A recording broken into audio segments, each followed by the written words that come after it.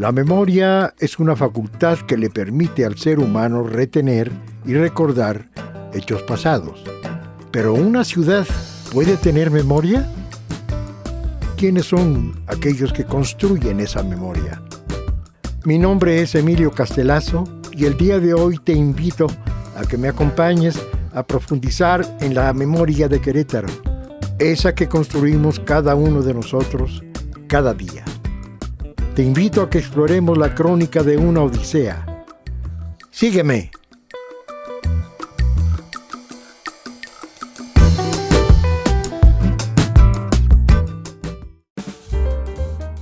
El día de hoy platicaremos con una tapatía muy queretana y con un gran amor por nuestro México, Beatriz Chávez Chávez. Historiadora, escritora, docente y promotora cultural, acompáñeme a conocer su odisea de vida. Beatriz, me encanta decirte Beatriz porque es un nombre tan bonito. Gracias, Emilio. Gracias, pues sí es bonito mi nombre. Qué bueno que nos encontramos en este lugar tan maravilloso. Es un lugar, es un recinto tan emblemático, no nada más de Querétaro, para todo México. El acervo de identidad que tiene de los usos y costumbres en todas las imágenes del calendario. El Museo del Calendario. Tengo entendido, por lo que me comentabas, en tu semblanza, que naces en Jalisco. Así es. Platícanos un poquito de tus papis y los abuelos. Yo soy originaria de un pueblo de Jalisco que se llama Unión de Guadalupe. Estoy en el sur, enfrente a la sierra de Tapalpa y entre Sayula y Ciudad Guzmán. Ese es mi pueblo. Es un pueblo pequeño, fundado desde un principio como población. En realidad tengo las memorias más gratas de mi niñez. ¿Por qué? Porque vi un pueblo que no tenía luz, pero sí tenía las estrellas y la luna. Y de niños jugábamos con mis hermanos, mi papá nos pagaba un 20 al niño que encontrara las constelaciones en el cielo.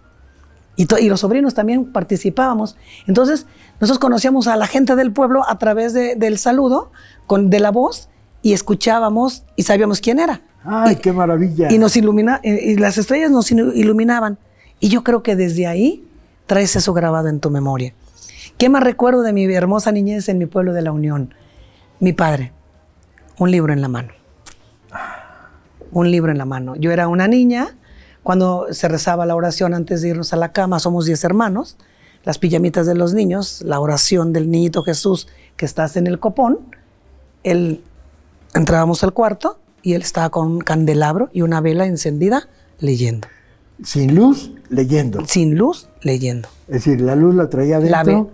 Y con la vela. Y con la vela. Y con la vela. ¿Sí? Entonces me acuerdo que cuando rezábamos, que mi mamá nos ponía ahí, nos persinaba, él suspendía su lectura, se bajaba los lentes, rezaba con nosotros, ya nos íbamos y otra vez de nuevo. ¡Ah, qué figura más hermosa! Es una memoria que tengo grabadísima y eso me llegó desde niña a ver a aquel hombre, a admirar sus conversaciones, su sonrisa, de todo lo que hablaba. Y yo decía, mi papá, ¿cómo sabe? Y con el tiempo, en mi adultez, comprendí que ese ejemplo que tuve de mi padre era porque él traía un libro en la mano. Fue tu maestro natural. Natural. Hablaba de la historia de México, Emilio, que te fascinaba escucharlo, todo lo que decía. Fechas, escondites, te decía hace un momento. Personajes. Era un personaje. Personajes muy importantes. Nunca se me va a olvidar Pánfilo de Narváez de la Conquista. No se me olvida otro personaje, su gran Villa. Pancho Villa. Yo no he conocido a alguien que lo citara con tanta propiedad y con tanto conocimiento como él, pero los libros de Villa andaban por toda la casa. ¿Era apasionado de Villa? Sí. ¿Podríamos decir eso? Que era sí, un apasionado. Era un apasionado de Villa. Si tú recuerdas algo que pudieras decir, bueno, de Villa le gustaba esto. ¿Qué era lo de Villa? La lealtad. Eso. El amor a su patria. Eso era lo que más le admiraba a mi papá. Con todos sus... bandido, con toda su historia que conocemos. Pero mi padre decía algo. Mi papá decía algo muy. Este revolucionario ha sido el más leal que he conocido a su país. Entonces la educación que tú mamaste en la casa sí. fue a partir de una figura paterna intelectualmente muy fuerte, sí. muy consistente, con una presencia espiritual muy poderosa.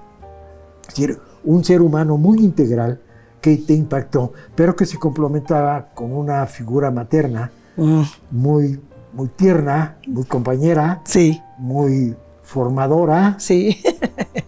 La mamá es la que nos corregía, la que nos pegaba, las que nos sentaba bien en la mesa a la hora de la comida, las que nos ponía a rezar, la que nos mandaba a misa, la que nos ponían a rezar el rosario, que no queríamos rezarlo.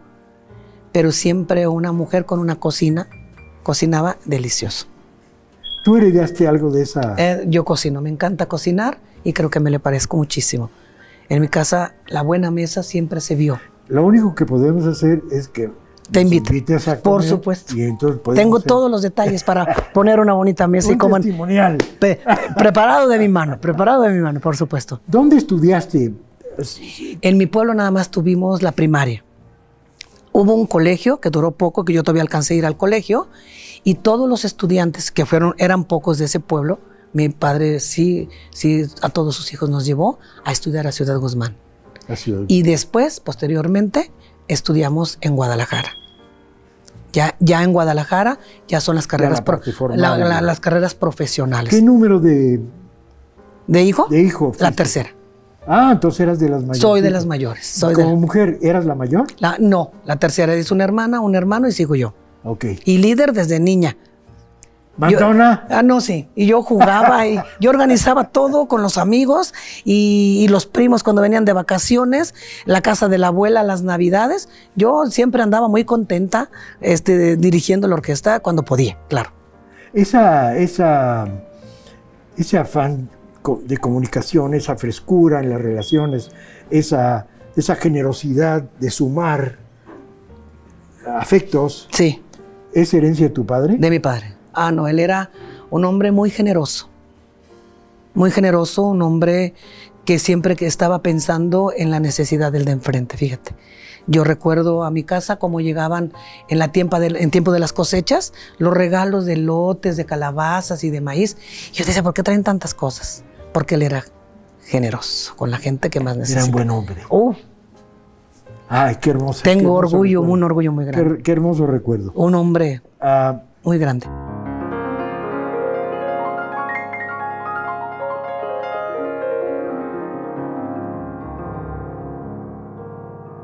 A la luz de las estrellas, rodeada de libros, con las velas encendidas antes de dormir, Beatriz descubrió junto con su padre la historia de nuestro México. Sin saberlo, su padre sembraría una semilla en Beatriz que daría vida a un acre de conocimientos y amor por su tierra.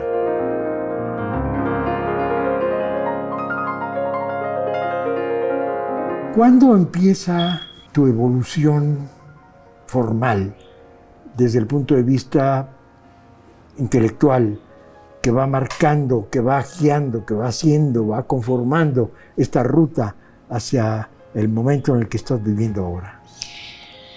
Cuando yo me doy cuenta que quiero estudiar una carrera y que esa carrera que yo quiero, que quería hacer administración de empresas, no hay por dónde, mi papá no estaba de acuerdo en eso.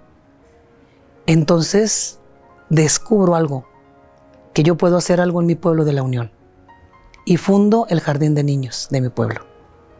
Entonces, sí. ¿Esa fue tu carrera profesional? Mi carrera profesional. Yo lo fundo sin ser maestra.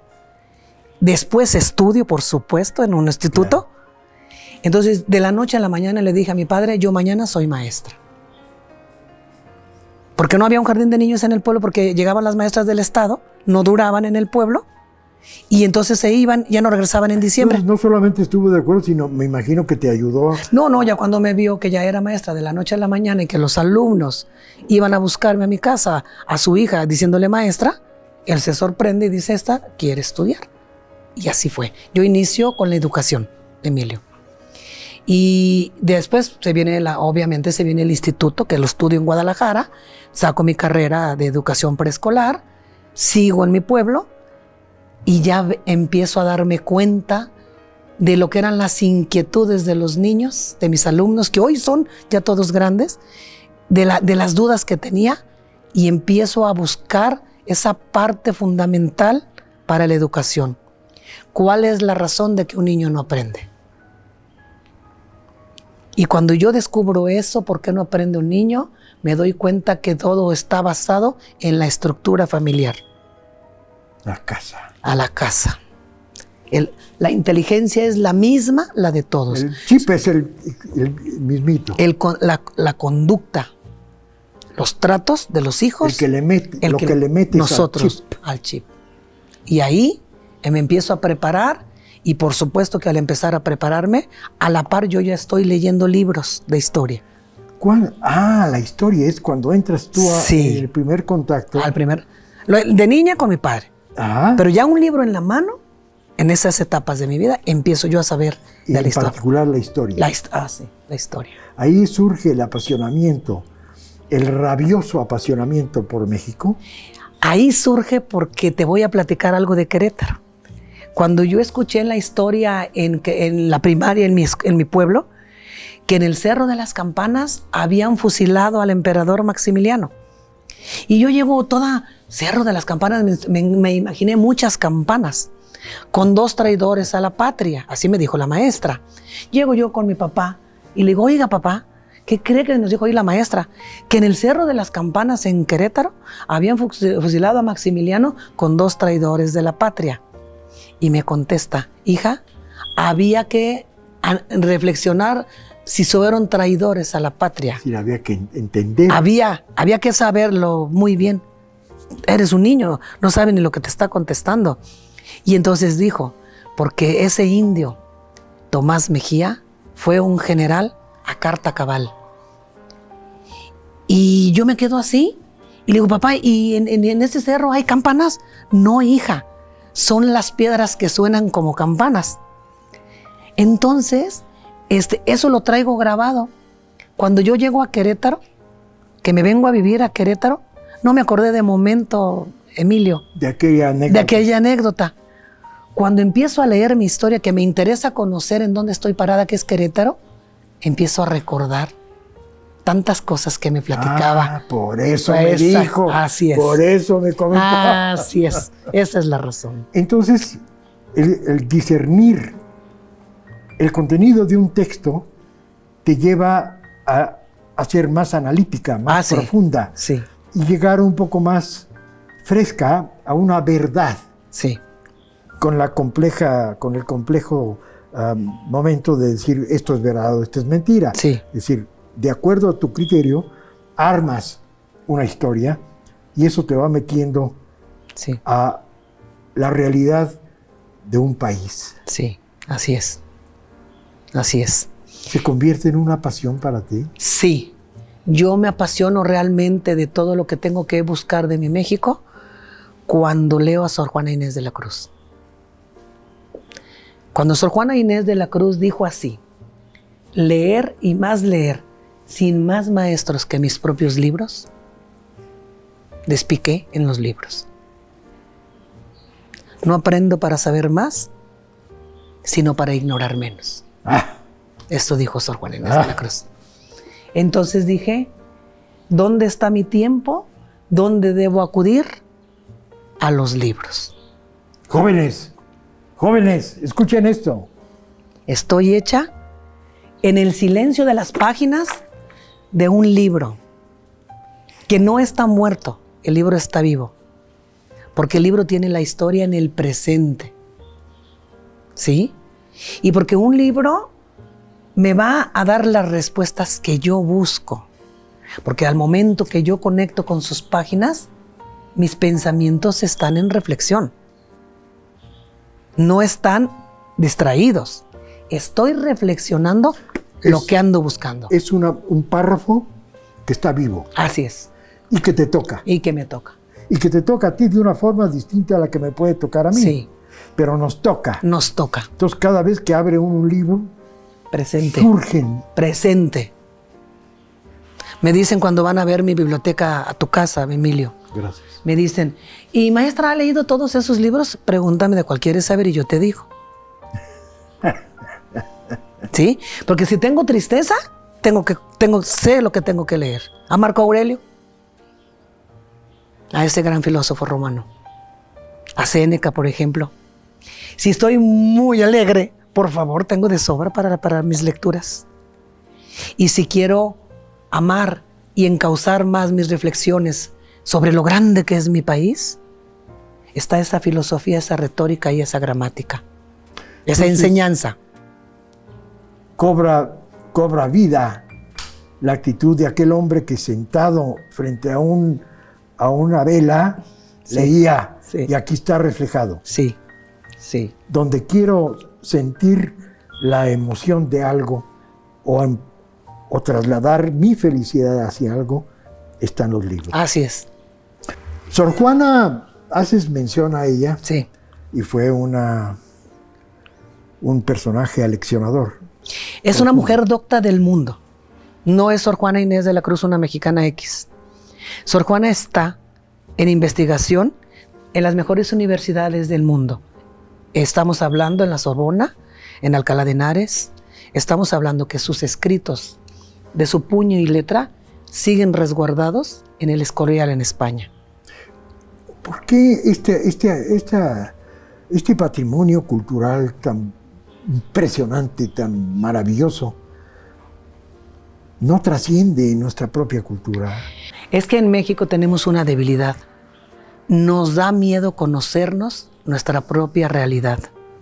Si los mexicanos supiéramos el orgullo que es haber nacido en este país, con tanta cultura, no estaríamos pensando, como escucho, tantas ideas que no las alcanzo a comprender.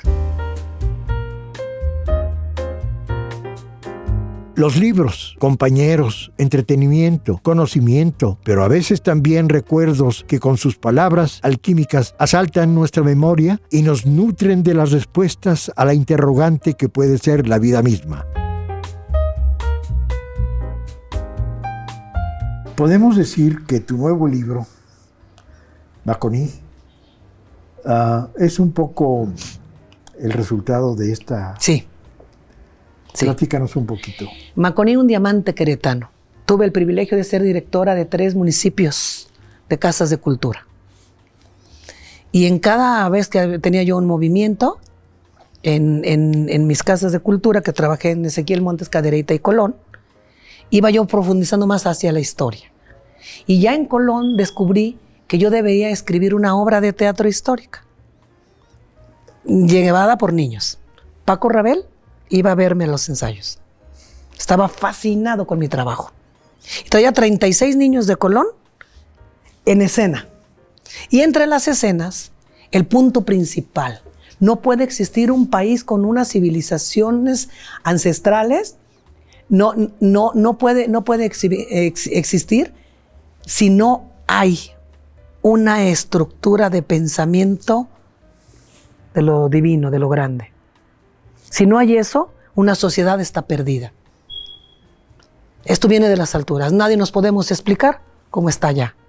Entonces, si hay una patrona de los queretanos, había que profundizar en la parte espiritual, en esta religiosidad, que viene desde la diosa Cachún, desde antes de que, desde ese pensamiento ancestral de religión. México era más religioso que cuando llegaron los conquistadores, con otros nombres. Esto mismo nos trasladan los grupos de danzantes. Sí, claro. Cada año. Cada año. Es decir, no se ponen a bailar porque les da gusto. No. Es el lenguaje preservado. El lenguaje de los dioses que no podemos tocar, que tenían otros nombres. Entonces, cuando yo escribo este libro, son años de investigación, escribo la obra de teatro, me conocen los de Maconí, me ven que estoy hablando de su pueblo minero. Es un pueblo minero, aquí están las montañas, y que ellos, de ahí va a salir Nuestra Señora de los Dolores para llegar a ser la patrona de los queretanos. Y entonces dije, es el momento de meter a lo profundo de la historia de Querétaro. ¿Dónde se consigue este libro? Conmigo, yo lo vendo, lo están vendiendo en Maconí, lo están vendiendo en Cadereyta, y estamos abiertos al momento que toda la gente quiera. El libro está a la venta. Todavía no he encontrado, acaba de salir. Se presentó el día 11 de julio frente a 1000 mineros. Es una obra surgida por el sindicato. Por el sindicato, pero que recoge la espiritualidad de un pueblo. Todo completo. Porque cuando me fueron a pedir que les escribiera sobre su fundación, yo les dije, para hablar de Maconí, no puedo hablar de la fundación hacia adelante. Tengo que irme hacia atrás, porque los indios conaces fueron los últimos en pacificarse hasta el siglo XVIII. Okay. Entonces, este libro habla desde el México ancestral hasta la actualidad. ¡Qué maravilla! 12 capítulos. ¡Qué maravilla! Yo creo que la convivencia con un país, con una cultura como los Estados Unidos, que está fundamentada, está sustentada en otros valores, en el valor de las cosas, de las propiedades, del dinero. Nos ha influenciado mucho esa parte, ¿no? Es la impresión que yo tengo a través del cine, a través de la literatura, a través de una serie de expresiones de comercialización de cosas, etc. Y nos hemos contaminado un poco. Cuando convivimos con lugares como Amealco, por ejemplo, nos sorprendemos, o cuando vamos a Oaxaca, o a Michoacán, o a Jalisco, o a Morelia, nos sorprendemos de la maravilla que tenemos, pero no podemos decir cómo llegar a esto. El sistema no nos permite desde chicos adentrarnos en esto. ¿Qué nos pasa entonces? Hay solamente un solo secreto, Emilio. Los padres, las familias, es hablarle a los niños con la verdad de su país, no entretenerlos y saturarlos con las noticias, con las tragedias, sino educar a los niños de todos los valores que tiene este México. Citarte algo importante. Estuvimos en los ojos del mundo en la conquista. Utopía Tomás Moro. Los Huetlatol y la educación de los indígenas. No puede existir una sociedad así. Fíjate, un filósofo inglés está escribiendo en el siglo XVI la educación que hemos heredado, porque somos el país que todavía conservamos la familia. Exacto, exacto. Entonces, si ahí está el secreto, si ahí está la base, ¿quiénes somos los responsables? ¿Qué tenemos que hacer los abuelos? ¿Consentir a los nietos? Sí. Pero guiar a los hijos para que les den una bonita formación, y contra eso podemos tener todos los países poderosos que acaparan todo y no nos van a hacer nada porque hay una estructura. Y eso es a lo que le tiene miedo el mexicano. A tener esa estructura familiar, es ancestral nuestra educación. Esa formación. ¿Sabes lo que dijo Bernardino de Sahagún en uno de sus sermones? Los consejos que los padres les dan a los hijos indígenas son superiores a lo que nosotros decimos en el púlpito, en el siglo XVI. Y esa educación la traigo. Esa educación la traigo de herencia. Por eso amo tanto a mi país. Por eso quiero tanto a mi México. Y por eso quiero que a través de conferencias los jóvenes nos conozcan a las personas que estamos no detrás, enfrente de ustedes, para hablar de este México maravilloso en el que he nacido. Que sobrevive. Nunca va a morir. Nunca va a morir. Nunca va a morir México. Latente. Es latente, porque México tiene estructura. Es decir, esa misma emoción con la que tú hablas, yo la percibo en el momento que voy a un mercado, por ejemplo. Claro.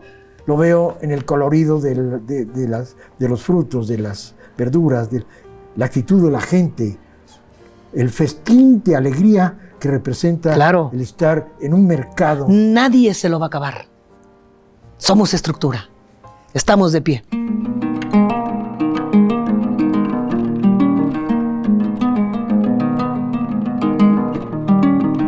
Ser una guía para las nuevas generaciones, educarlas con valores, crear estructuras, todo ello mientras profundizamos en nuestra historia y nuestra espiritualidad. Solo así podremos hacer de nuestro México el país que tanto hemos soñado que sea.